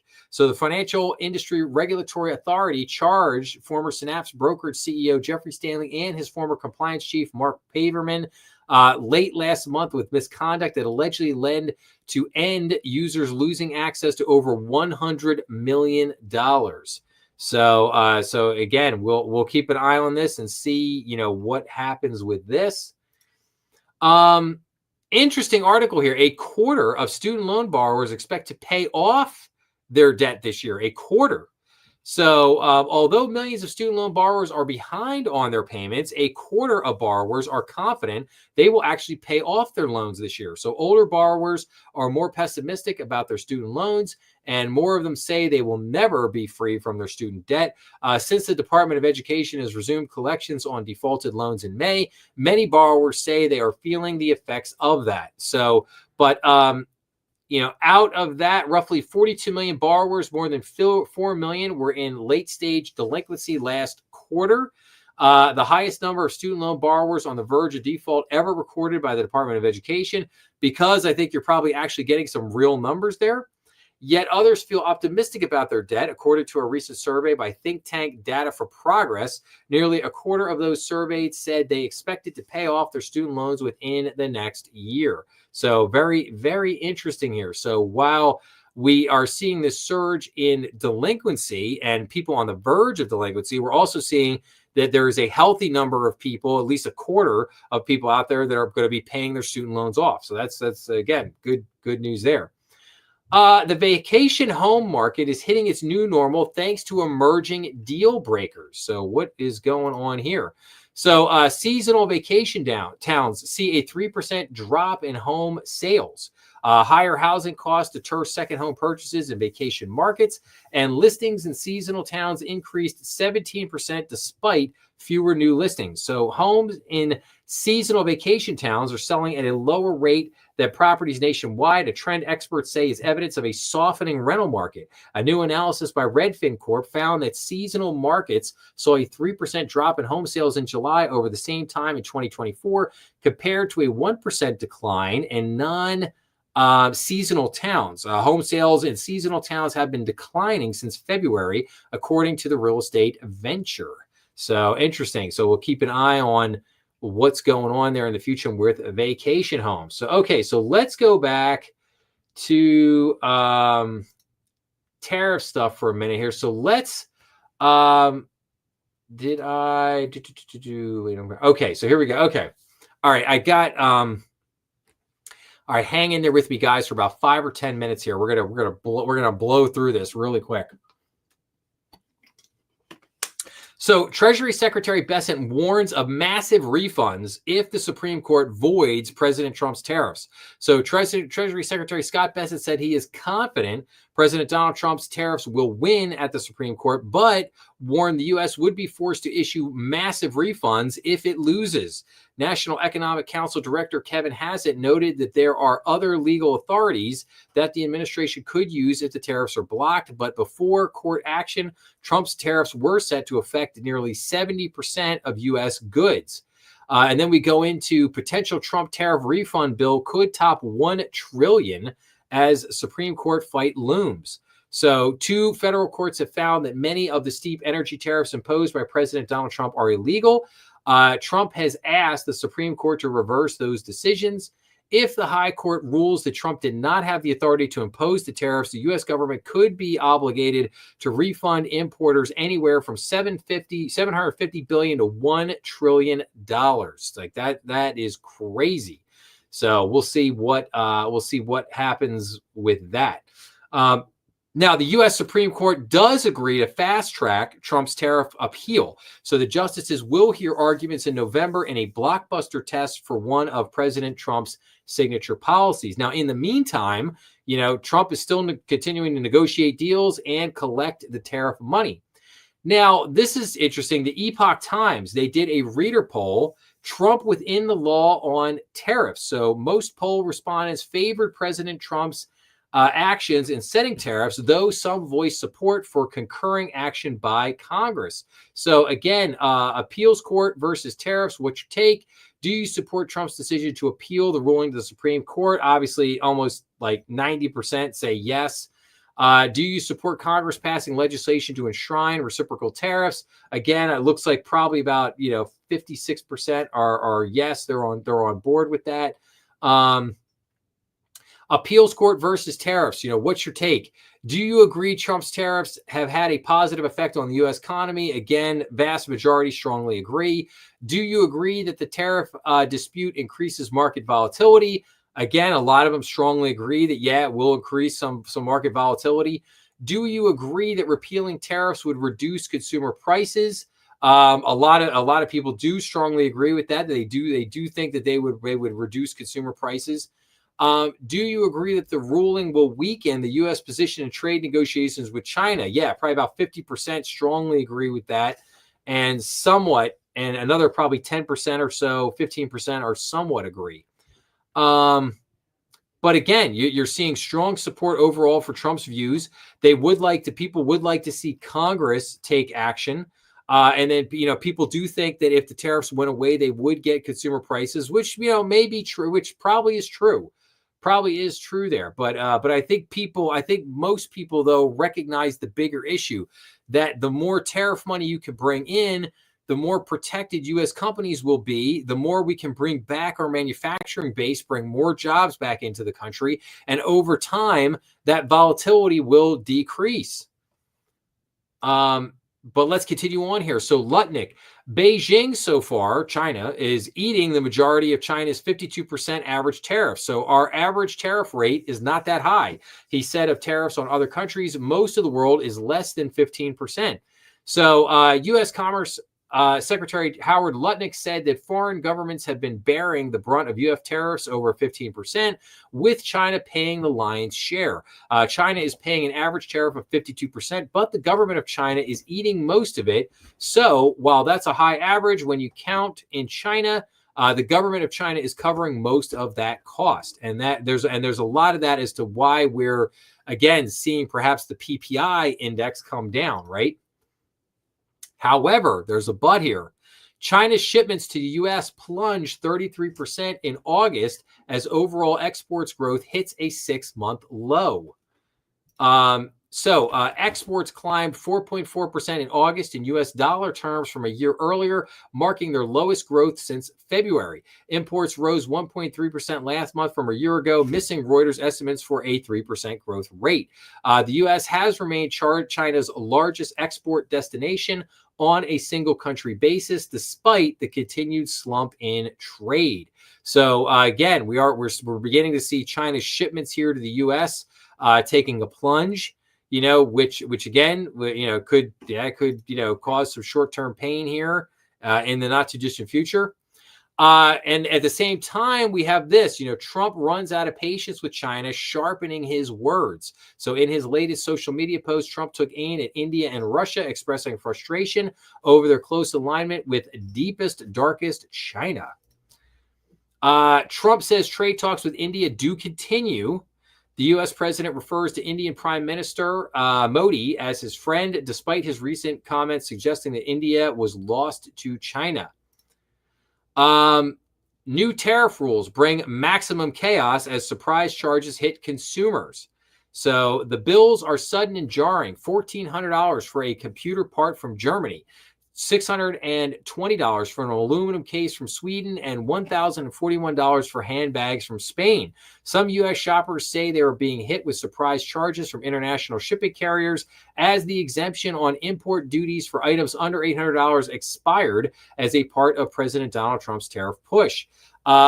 So, hey, I mean, look, I'm just going to say, look, you had to know this was coming. Everybody's paying attention to this. Hopefully everybody's paying attention to this stuff.